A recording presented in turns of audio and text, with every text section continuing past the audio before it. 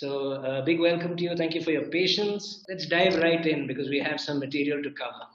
There have been a few big questions on my mind lately, and many of them kind of relate to the kind of work we do. So I just wanted to shed some light on that first. Firstly, a big question that keeps coming up is, can we in our lifetimes defeat cancer?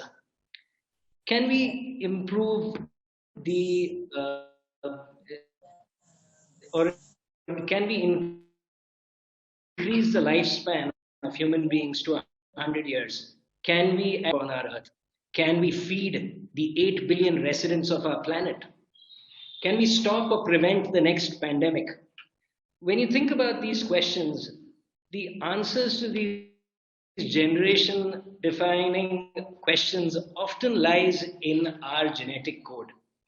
The building blocks of life, or rather DNA, holds the answers to so many questions that the advances we are seeing in sequencing technologies, as well as other molecular technologies, are making it possible to really pursue these questions in a much more granular manner.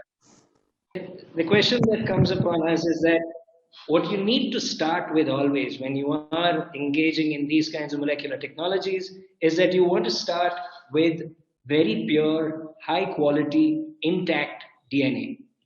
And that's kind of brings us to the crux of our discussion today of where we wanted to discuss nucleic acid isolations. Firstly, a little bit of background about Cambrian Bioworks itself. Cambrian Bioworks was founded in 2020. We started out as a pandemic response organization where we were building products that were in short supply into a company. Today, business development specialists as well as engineers who together are all pursuing tools and solutions for life science practitioners who are engaged in genomics. Long story short, we are building solutions that can make genomics accessible and affordable to all. So, without further ado, I'm going to quickly get into the agenda of today's talk. And to start that, I'll just introduce our two speakers for the day. First up is my co founder, Rohit Asil. Rohit Asil heads up sales and marketing at Cambrian Bioworks. He wants to tell you a little bit about the past, the present, as well as the future of nucleic acid isolations.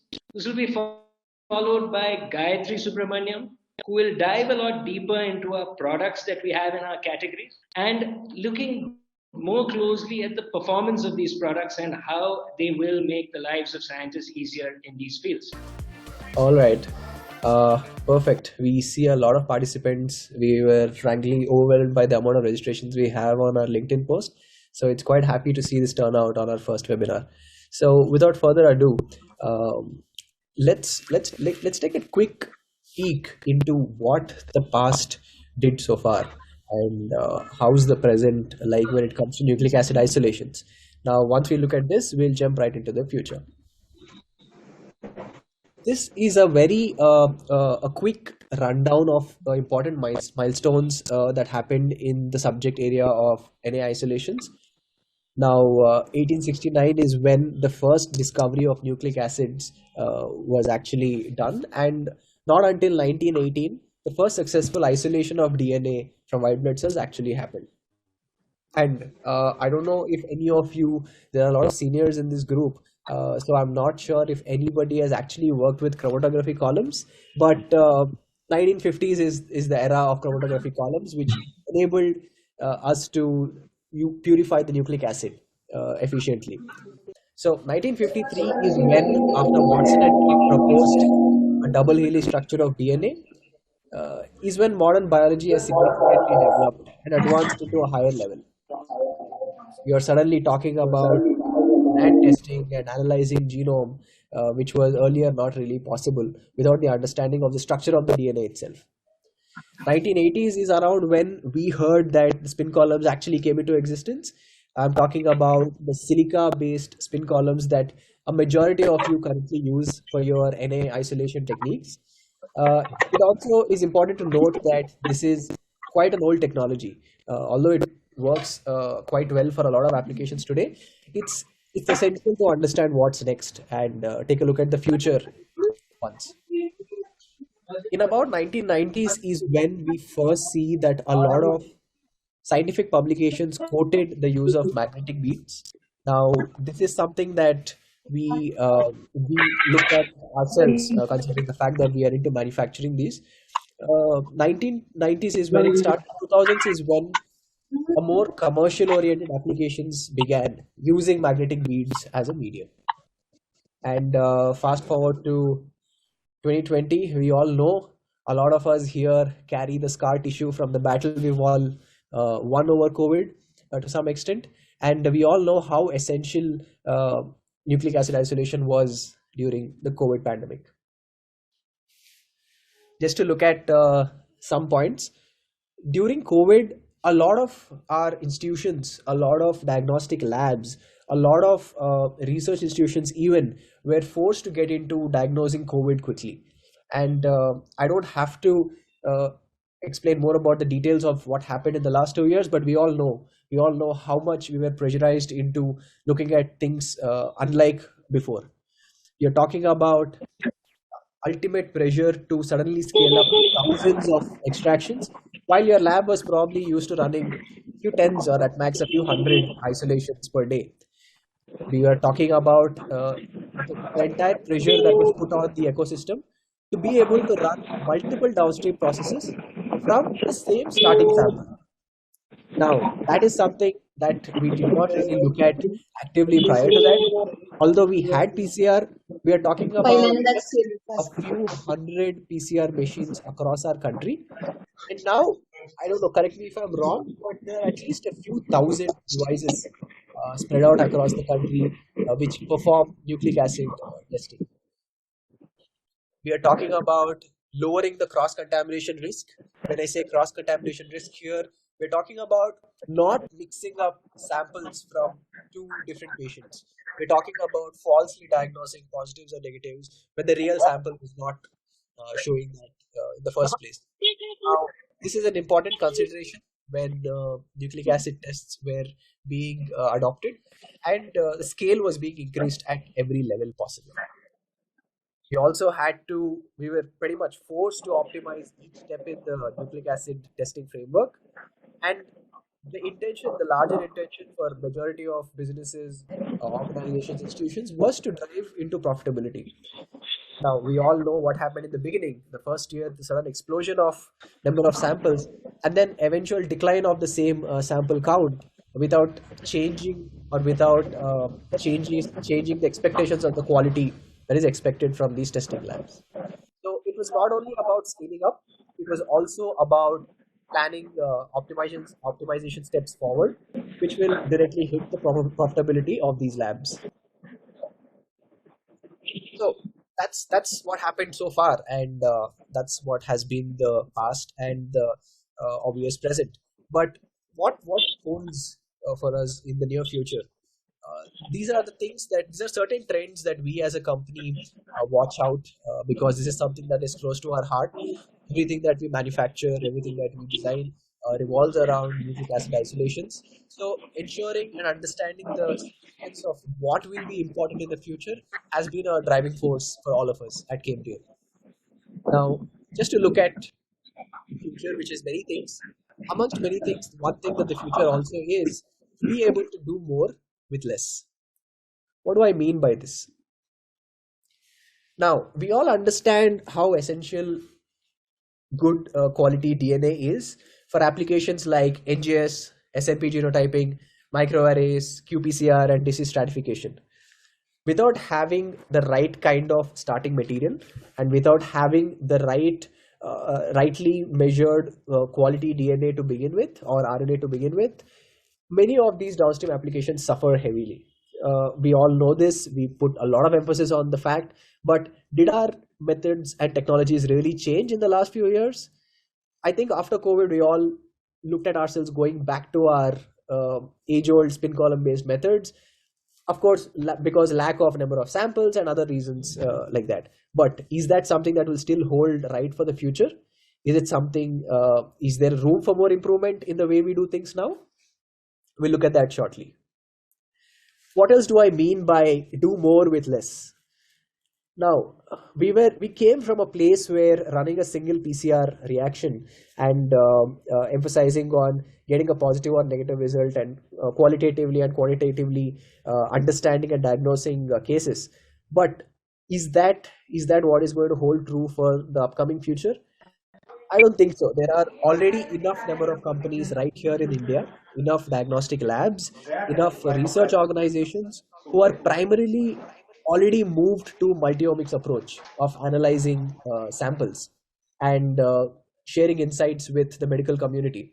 Now, precision medicine is the key word here that everyone needs to keep in mind when it comes to their strategy, especially when the leadership is sitting down together to figure out what do we do next. I think precision medicine, if you're a diagnostic lab, is an important subject area that all of you should understand. Now, what is precision medicine? Essentially, this means nothing but it's an approach of medical treatment that customizes treatments to specific characteristics of an individual patient. One example, of course, is their genetic makeup. So, based on the genetic makeup of a certain individual, we can actually predict the success rate of certain disease and certain therapies going forward. Now, nucleic acid isolation is a very important step here because we're suddenly going from talking about just DNA to DNA methylation. We're talking about RNA sequencing. You're talking about protein analysis, which is also called as proteomics quite popularly. We are looking at multiple parameters that affect the disease progression and the way treatments actually do their job in a specific individual. We are also talking about epigenetic modifications that we would like to track in genes, especially in individual cells. And by studying these changes, they can understand the complexity of diseases that are not fully understood by just genetic mutations alone. So everything falls back to having a great starting sample and having just enough sample which can enable you to do all of these experiments. Now, can you do it in one extraction? I don't think so. Can you do it in one kind of nucleic acid isolation? I don't think so too. So we are actually talking about multi-exome isolation. So whole exomes can be taken out of a patient sample and analyzed for all of this data. So essentially, we are looking to do a lot more with the same amount of starting sample that we had today. There are even applications that are actually happening today. This is not theory anymore. These are not predictions anymore. I personally have worked with customers from the conservation angle of species, of animal species, who invest a lot of resources, tech, money, and time into biobanking DNA samples. Now, I'm talking about a conservation researcher collecting over a few thousand independent samples from probably a forest campsite visit. And we are talking about samples like eggshells or even nails or anything that can give you more insights about a specific species of animal. And we are looking at collecting all of that info, running a few experiments, and saving a majority of that sample for future experiments. I'm talking about juniors coming in the system, picking up from where the seniors left. We are talking about attacking multiple targets in a given piece of DNA. We're talking about the research extending to over 10, 20 years. Now, at that scale, you can't lose your sample. You can't just do one reaction or one downstream application and expect that this will solve the larger game. So if you're talking about even cases where storing samples of DNA from a cancer patient over a long period of time, that will actually allow researchers to track the genetic changes that occur in these independent cells. Now, this really helps in understanding the complexity of the disease progression. Like I said, like I'm going back to my conservation angle, long-term storage of DNA also offers a sort of repository for preserving the entire biodiversity of the planet. We are already talking about companies that are enabling you to run these sequencing analysis on site, anywhere, anytime, right? Now, it can't do well without having a great starting sample. Everything that we talk about essentially requires a good amount of great quality sample. So coming back to something fun that all of us should really keep in mind, I don't think this is happening already. Yes, there's a lot of research that is going on in this subject area, but think about this. With advances in quantum computing becoming more and more apparent, Lots of data scientists in the world now are exploring DNA as a suitable storage medium. What does this mean? Especially when we are facing this rapid growth of how much data we want to produce and how much data we want to store, that will obviously mean that we would look for denser and denser DNA data storage mediums. And DNA does a great job at it. It's been scientifically proven, and there's a lot of exploration that's happening in the subject area.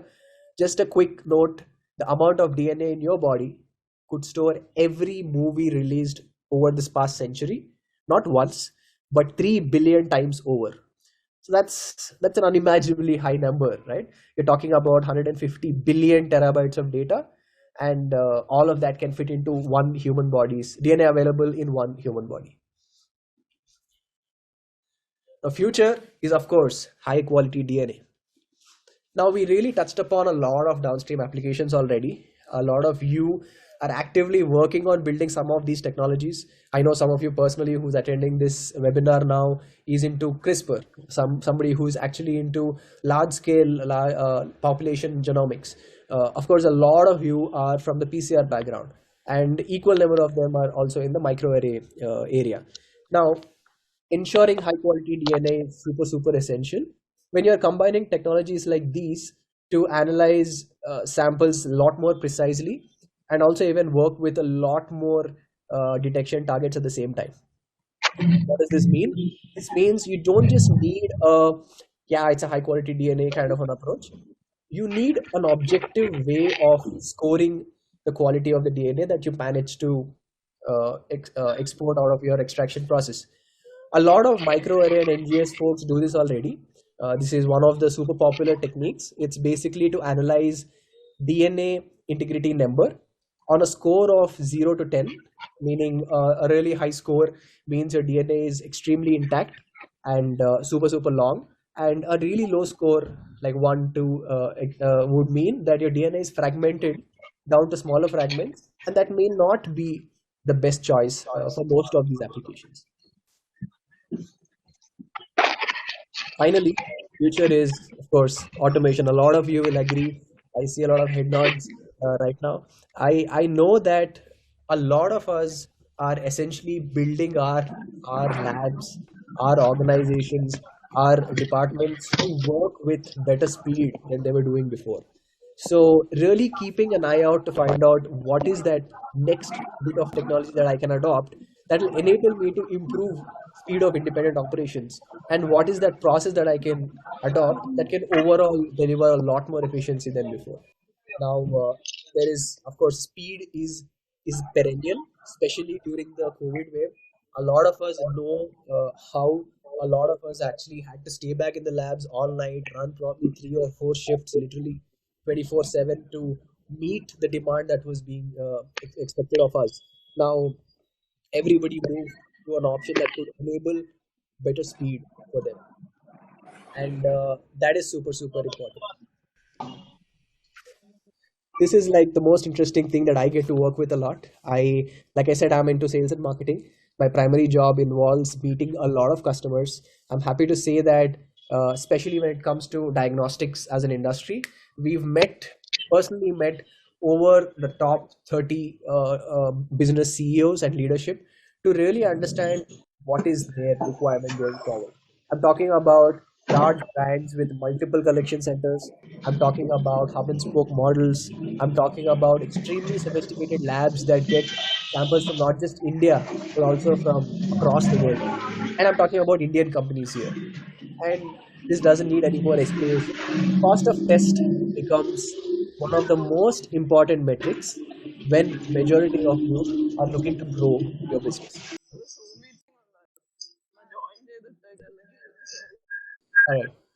When it comes to really scaling your business, of course, there's a lot of room for everyone to work with the top line. But let's understand this. Do we really have any more room for pricing strategy left in our diagnostics and life sciences services business? I don't think so, right? COVID really changed that game for a lot of us. Everybody's prices are their rock bottom low of all time, and there is nothing much we can do about pricing anymore, especially in this industry. But the next leverage point, the next lever that all of us can actually turn around a little bit is bottom line. So Cambrian is proud to say that we actually work with a lot of companies evangelizing how they approach these process changes and how they implement better cost per tests in their ecosystem. Now, another reason why you should automate: if you are leadership, if you are management from life sciences lab management ecosystem, if you are handling R&D projects, if you are handling even diagnostic labs first hand operationally, isn't it important for all of us to ensure that we have great process and the process is extremely repeatable? Exactly, right? So we would want our team to actually function like a Formula race pit crew when it comes to receiving a sample from an outsider, processing it through all the steps that it needs to get processed with, and actually deliver a result that is consistent, error-free, and ensures that your reputation is never questioned in the process. So one of the first steps to actually employ a precise and reproducible system is to automate, pick a few workflows in your ecosystem and automate them aggressively. Finally, something that a lot of us do not notice, right? So we are talking about a few hundred or a few thousand labs across our country just in India. And if you notice, a lot of genomics scientists and a lot of a crew that actually works with these samples, especially in the NGS area, they're all probably connected, right? They all probably come from a same lab or the same alma mater, and essentially that also means it's a very small talent pool that we have access to. Now, would you think it's a right thing to expose this talent pool to non-marketable skills like nucleic acid extraction? I don't think so, right? If we can automate, we can free up their time, we can free up their particular learning time, which they can spend in learning and developing other skills that are a lot more useful going forward. And better use of skilled resources overall means a much happier team. And who doesn't want a happier team in your businesses, right? So automation also helps in that overall strategy. Right. So I've mentioned automation a lot, especially in the last 4 or 5 slides. But is it really easy to implement automation overnight? I don't think so. Until unless you have access to enough capital and enough room to invest quickly in new resources, I don't think implementing automation is that easy. Now, does this mean we don't do anything about it? Not, I don't think so, right? Now, essentially, what the idea here is, what method can we adopt to today in a given scenario that can actually nudge us a little bit forward to the eventual future? What method and ecosystem of doing these things, of actively extracting nucleic acids, will actually prepare us for the eventual unavoidable automation of this process? It's important to understand that, right? What method is actually future proof that you can do today without having to invest extremely heavily in capital, but can make you well prepared for that eventual day for when you do set up an automation system in your ecosystem? What method will finally deliver on yields, great purities, and impeccable DINs while allowing for scale by being, of course, automation friendly? Presenting nucleic acid isolation kits that are primarily built on a magnetic nanoparticle platform. A lot of people are exposed to this. Like I said, there's been work and research work all the way from 1990s that has been quoted for successful use of this particular method in nucleic acid isolations, but none of them today are actually accessible for people who want to run just 50 reactions a month, right? We are only talking about people who have access to machines like Kingfisher Flex or something else to be able to employ this. Is there a way that a smaller lab, a lab that is actually at the cusp of growth, which does only about 10 to 24 samples a day, can actually implement nucleic acid isolations using magnetic beads? Yes, it's possible. That's what the magnetic stand here is for. So essentially, magnetic stands are a bridge for all of you to walk over from the spin column era and prepare yourself for the eventual future. And the way we built and the way we built the ecosystem of products so far, we kept one thing in mind. We want to make sure that the same kit, same SKU functions as well in a Kingfisher Flex or a Zybio or a Biomec as well as it performs on a manual max stand method. We are optimizing the protocols here. We're getting a lot of active feedback from customers who are using it today.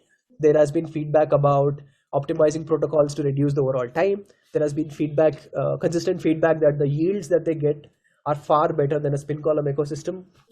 And of course, it's made in India. And who doesn't want to eventually adopt to an Indian ecosystem and the Indian supplier network, where you can also benefit on price point, supply time, lead time, and whatnot.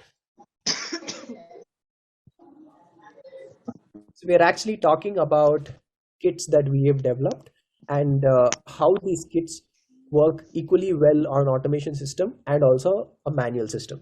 A manual system, of course, doesn't come with pre-filled plates.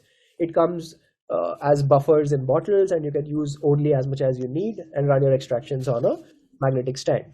And something that we've been doing for fun is we decided that 300 of our first customers actually get some kind of a support, some kind of a tangible support in moving over from spin column to magnetic bead if that's been their first time, which means giving out magnetic stands as an introduction product, or even running some of these things on site, running a demo that will eventually teach them everything that they need to know to run these magnetic bead based extractions.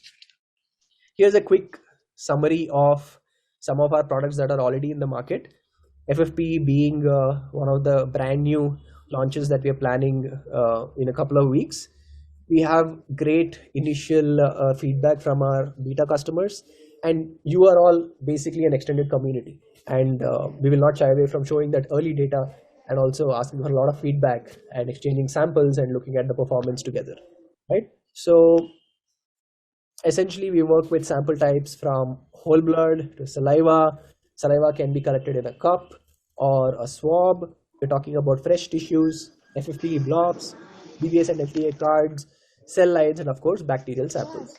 And a lot more in the future that are coming up as additions, as extended protocols for the same products that we are already launched in the market. So that's a quick end of my part of this webinar. I would like to introduce you to Gayatri, who will take over the presentation going forward, and she'll take you through how these products actually perform in real-time clinical studies. She'll take you through essential data, which talks about how our products perform absolutely well and even better in a lot of customer validation cases. So we also have data that head-to-head compares performance of our kit against some of the leading brands in the world whose name starts with Q. So we'll fill in the rest of that information. So Gayatri, over to you. Thanks a lot, Rohit. I'm Gayatri. My team and I request everyone to mute themselves. So yeah. So before getting in, I'll introduce myself. So this is Gayatri. My team and I were involved in the development of the Quick Pure GDNA extraction kits. So the Quick Pure GDNA extraction kits are actually built upon the magnetic beads, which we utilize here. So Cambrian as a company, we develop magnetic nanoparticles, and we provide functionalizations over them to suit the end user and applications. So when we talk about surface-based functionalization, we have multiple surface-based functionalizations like POH groups, NH groups, OH groups, and SH groups.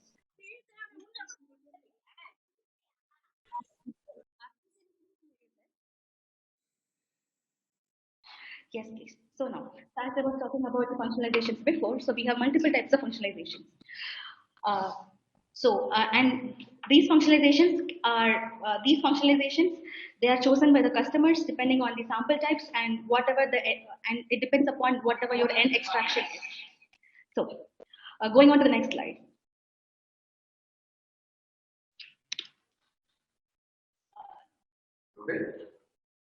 Rohit, can you switch to the next slide, please? Yes. So as I was talking about the types of functionalizations, the buffer system would also depend upon the type of functionalizations. So every different buffer system would have a specifically curated kind of components which would go with it. So for example, so let's say if I were to use an OH functionalized so if I were to use an OH functionalized, I'm sorry. Am I audible? Yeah, we can hear you. Yeah, okay, yeah. So yes, so as I was talking about the functionalization, so for instance, if I were to have an OH functionalized magnetic nanoparticle, we know that the magnetic nanoparticle is negatively charged, and we also know that the DNA is also negatively charged. So to facilitate an interaction between them, we employ the usage of a chaotrop and the salt in the buffer system, so that a cationic bridge kind of a linkage is formed, and we know that the magnetic nanoparticle and the DNA interact with each other. So for every different kind of functionalization, the buffer system varies accordingly. And we at Cambrian Bioworks have spent a lot of time, and we have put a lot of thought process into matching which particular buffer system would go with which particular kind of feed. The next slide, please.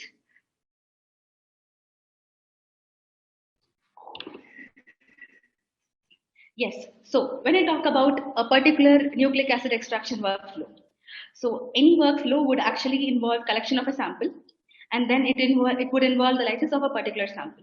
And the lysis would happen inside a nucleic acid extraction machine. And after the lysis, there's a step called as binding, where the extracted DNA would go bind to the magnetic bead. So after this binding step happens, there is a step called washing. The washing step is technically important because we do so while the nucleic acid goes and gets bound to the bead, there are other impurities which can also tend to go bind to the bead.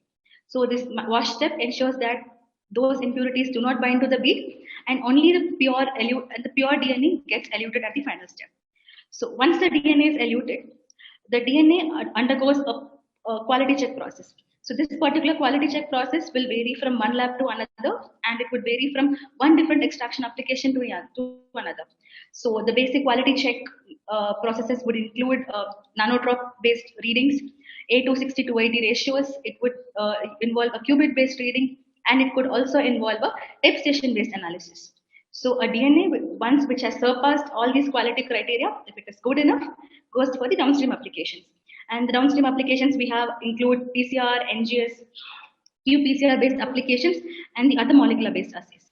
Now I would talk in brief about the performance of quick pure gDNA extraction kits with multiple sample types. So the next slide, please.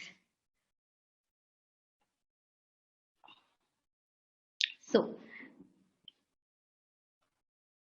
the first sample type which I'm going to talk about is whole blood here. So can we have a look at the data, Rohit? Okay. So here, for this particular experiment, we have taken whole blood from 6 different donors. So 200 microliters of whole blood has been taken from 6 different donors, and Cambrian quick pure buffers were used on the Kingfisher automated nucleic acid extraction platform. And on a head-to-head based, the same experiment was run with blood of the same patients, but with a competitor kit, and it was their own extraction machine there. So on this, after this head-to-head analysis, we can observe that. So the blue color bar in the first graph indicates the yield by the Cambrian kit. So it is we can observe that the yield given by the yield obtained by the Cambrian kit was 10 to 30% more higher than the yield obtained by the competitor kit. And if we take a look at the A260 to 80 values, we can observe something similar to here. So the Cambrian kits gave an A260 to 80 of around 1.82, whereas this was not so much which was observed with competitor Q. The next slide, please. So the first extraction was the run happened on a Kingfisher Flex machine, and here using the same quick pure gDNA extraction kit, we have carried out this similar kind of extraction on a Zybio AXM 3000. So in case of a Zybio AXM 3000 here, we have taken blood from 4 healthy donors, and 200 microliters of whole blood was used for the DNA extraction. So if we take a look at the data here, we can find that uh, the yield of DNA which was obtained was around was more than 8 micrograms in all the 4 samples, and the 260 280 which we got is around 1.7 to 1.8. So another advantage of the Cambrian Quick Pure GDNA extraction kit was that when we developed the kit, we wanted to ensure that people who own an automation machine, as well as people who are about to switch to an automation machine, like the ones who are using a Mac stand for now but would prefer switching to an automation later, would benefit from the kit. So, according to our next slide, here using the same Cambrian Quick Pure DNA extraction buffers, we have run the same buffers were used, but the extraction was carried out on a Mac stand. You can observe that the yields which you got on a Mac stand as well as on the automation were comparable, with the yields here also being above 8 micrograms, and the purities were also around 1.7 to 1.8. All the for all the previous mentioned experiments, the elution volume was 100 microliters. So now what we did, we wanted to show you a comparison of what happens when you subject the whole blood obtained from a same donor on extraction using 3 different platforms. So here, all the experiments were carried out using the whole blood of a single donor, and the extractions were carried out using a commercial spin column based extraction kit. This was a popular competitor kit which is being used by clinicians and the academia. And the other two extractions were carried out using a manufactured cam beads, but on a manual as well as on a Zybio-based platform. So here, when we take a look at the qubit readings, the previous slide, please. Yeah. So when we take a look at the qubit readings, we can see that the concentration of the DNA extracted using the MAC beads was higher than the spin column based platform. And when we take a look at the DINs also, the DINs which were seen when a MAC bead based kit was used was higher than when a spin column based kit was used. Again indicating one of the nicer reasons why you should move to a MAC bead based extraction platform. So now, my second sample type is going to be DNA extractions from a dried blood spot. So when I talk about a dried blood spot is where a lancet is taken, your fingers are pricked, and around 10 to 12 microliters of blood is absorbed onto a blotting sheet. So this kind of extraction is actually, this kind of sample collection is actually done when you have infants, or when you have cases where the person is not able to give a large amount of blood, or in the case of blood banking applications, they kind of have a DBS card. So this DBS card can be stored for quite a while, and this is practical in cases where you can't really have a storage, where you can't have a blood storage at 4 degrees Celsius for a longer period of time. So yeah, when this experiment was carried out, we have utilized Cambrian Quick Pure DBS DNA extraction kit for this particular experiment, and we did the experiment on three different kits. So I'm sorry, on 3 different type of DBS cards. So the first one is an FDA card, and the second one is an Waterman based DBS card, and the third one is a CHM based DBS card.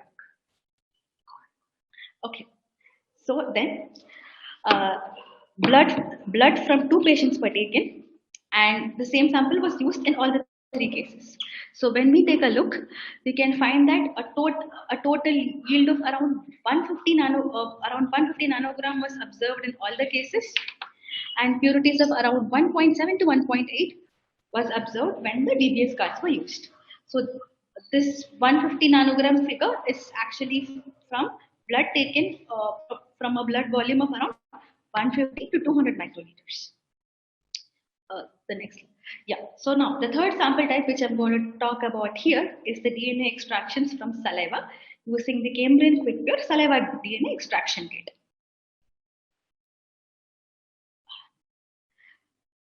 So before I get into this Quick Pure Saliva DNA Extraction Kit, I would like to throw a small, just a small piece of information regarding the CAM Optima Saliva Collection Kit. So Cam Optima saliva collection kit is also one of our products which is predominantly used for saliva collection and saliva stabilization.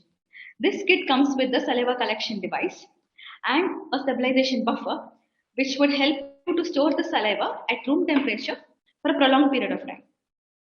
So, this stabilized saliva sample has been utilized for the below mentioned DNA extraction experiments.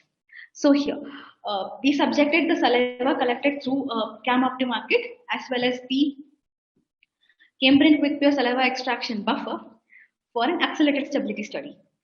Through this study, you can observe that for a period of almost a year, the yield of saliva GDNA stays of around 23 to 2.3 to 2.5 microgram, and it stays consistent through a period of a year.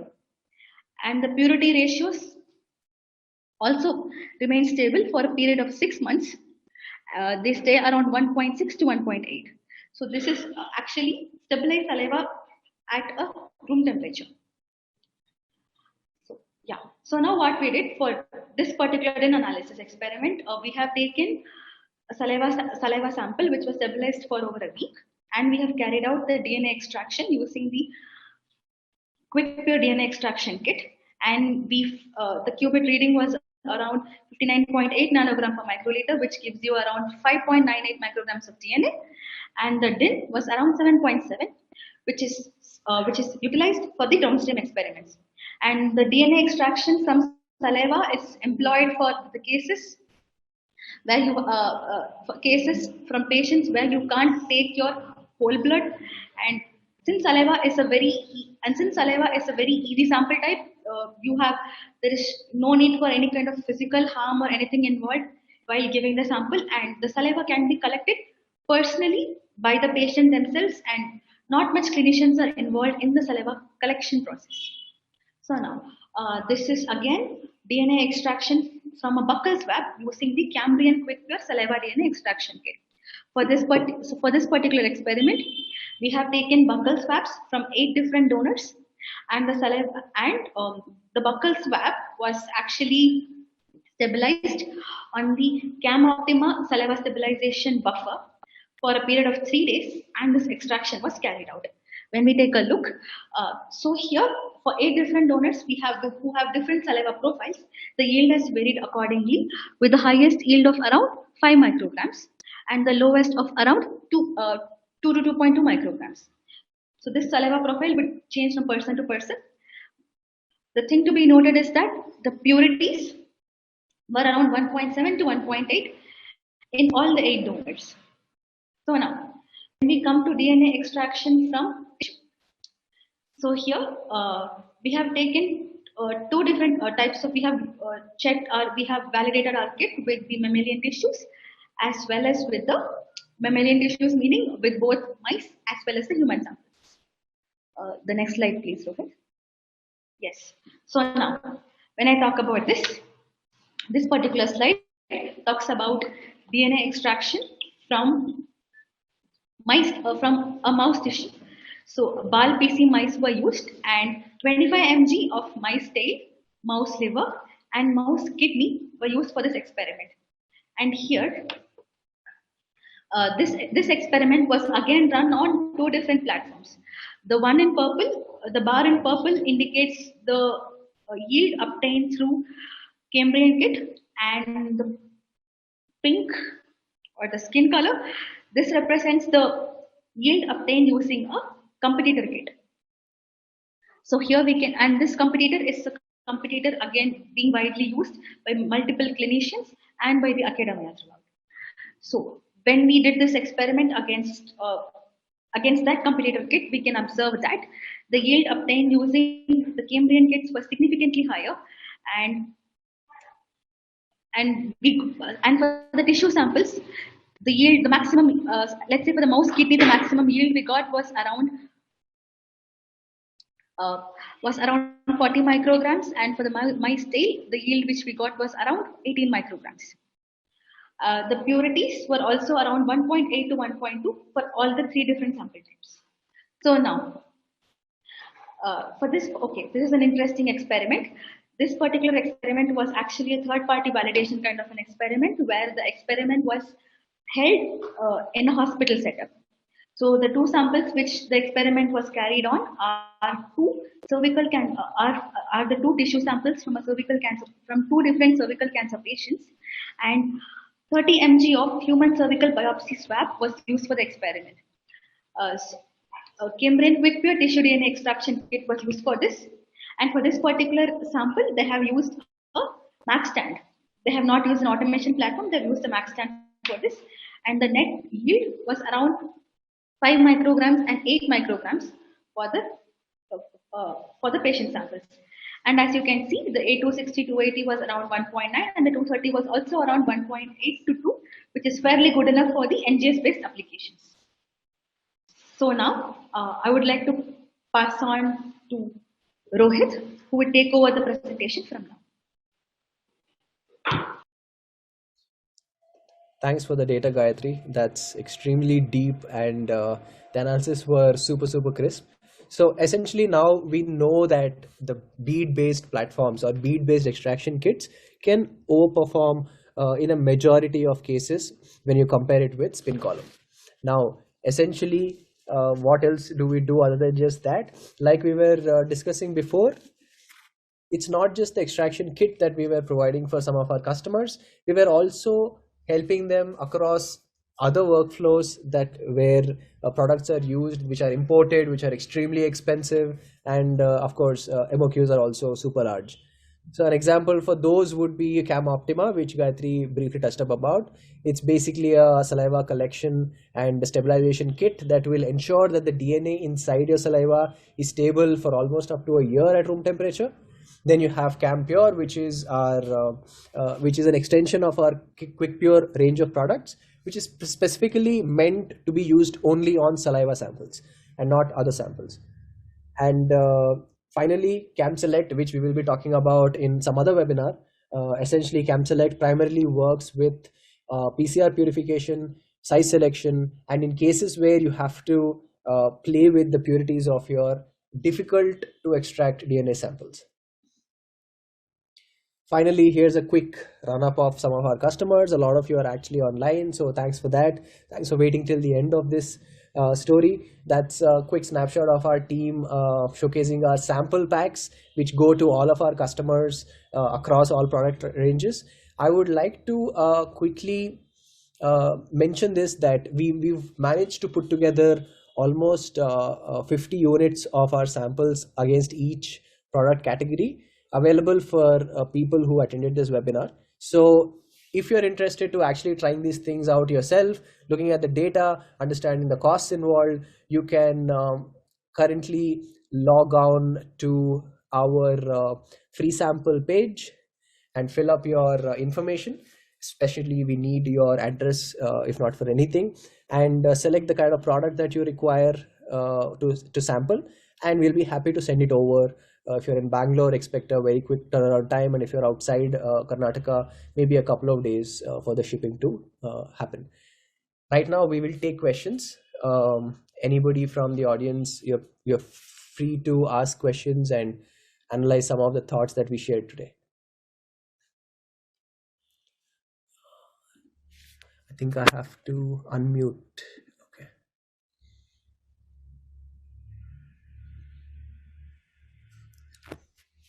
Any questions for us?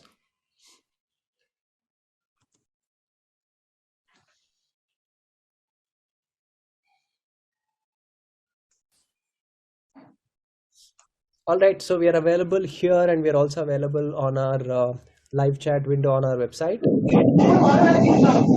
There's a question coming up. Okay, not yet. So feel free to reach out to us, question the data that you looked at. Feel free to ask about new sample types that we've not talked about so far. You never know, we're probably already working with something.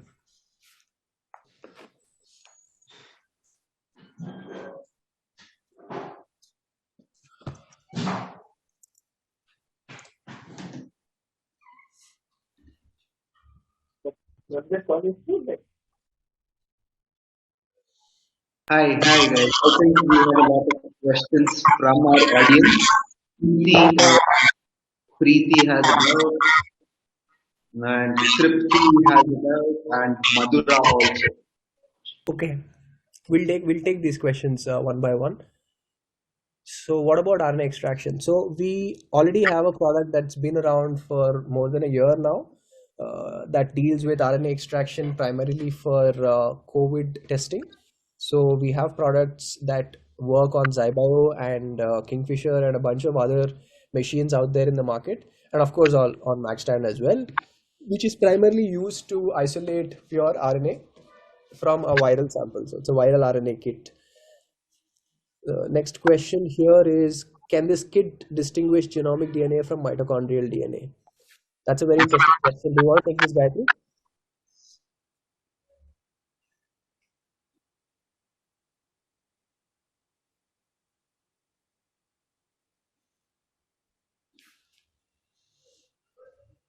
Okay, that is something I think you will get a longer format answer from Gayatri a little later. What is the difference between manual and Zybio? So when I mean manual, I primarily am talking about the mag stand that we showed earlier. I'll just open up that slide. So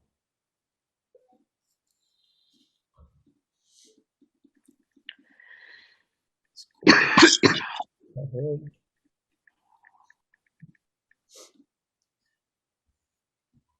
There you go. Uh, yeah. So essentially, when I say mag stand, this is what I'm talking about. This is basically an aluminium milled block that holds magnet in the right precise places for you to run extractions out of an Eppendorf tube kind of formats. So you can also use straight tubes, but essentially it's a tool that you can actually run an entire extraction on while you're at the same desk, except for the wait times and bead drying steps. So this does not require you to use a centrifuge at all, because the way you extract is using magnetic beads, and we did touch up about chemistry of how these beads attract or catch hold of DNA and RNA and other nucleic acids. The next question is, Dr. KP Singh, thank you, sir. Thanks for saying, thanks to me, thanks for you, to for all of you to join and for joining and making this a success. Next question is longer genomic RNA. Okay, that's a tough one. So we have some interesting data on that. I will write back to you separately. We don't have anything concrete that I can actually show, so I'll skip that question for now. What about statistics of saliva collector and why there is a slight decrease in given concentration? Okay. If you actually notice, these are samples collected from a wide variety of donors. Now, not everybody has the same amount of cell count on a particular date when they actually spit out saliva. They could have a lot of other things will actually come in use when it comes to extracting good DNA from saliva. So you can see that the range of the DNA that is extracted is not very, very different from a lot of these samples. I'm just quickly opening that. Yeah, it's anywhere between 20 and 25 nanogram per microliter, which itself is quite high, I would say, and it will help you quite a lot when it comes to NGS, whole exome, or even PCR based applications. It's a lot more than required. Now, the slight difference in the way the yields are shown up here could be for various reasons. These are samples that are placed across different timelines, and a lot of chemistry that actually happens leads to this effect. Next question is, can it be used for plant and fecal samples? We are not currently offering QuickPure for plant and fecal samples. However, when it comes to fecal samples, we have an approach that we have in mind. Essentially, there are multiple ways of doing it. We could consider it as a tissue and start the process, or optimize certain buffers to enable better binding and better lysis. Plant, although, is always a challenge, where the lysis for any plant, of course, there are difficult plants and there are not so difficult plants when it comes to achieving lysis properly. So these kits are not directly rated for plant and fecal, but it's a great ask. We will have it ready very, very soon. Anita Kapoor, madam, thank you so much for joining. Preeti, thank you. Thank you, Sagar. We appreciate your kind words. Do you have streptavidin coated magnetic beads for immunoassays? The answer is yes, but I will not talk more about it in this presentation. Please feel free to reach out to our team through live chat or email or any medium whatsoever. We are actually working on strep beads. We have some interesting data that we could talk about. Thank you, Mr. Arun. Size of beads and binding capacity. Now, these vary a lot based on the sample type that we are working with. And even the surface factorization varies quite a lot based on what sample goes into that kit. So the sizes can range anywhere between 500 to 500 nanometers to 1 micron. And like we covered earlier, the surface functionalizations range anywhere from NH2, silica hydroxyl, carboxyl. So we do a lot. Essentially, we are a platform company, and majority of our work revolves around these beads that can be used for a variety of purposes. So we don't just stop at Na isolations. We are also working with a lot of unique sample types going forward. Awesome. Any more questions? Thank you, Madhura. Thanks, Hariharan.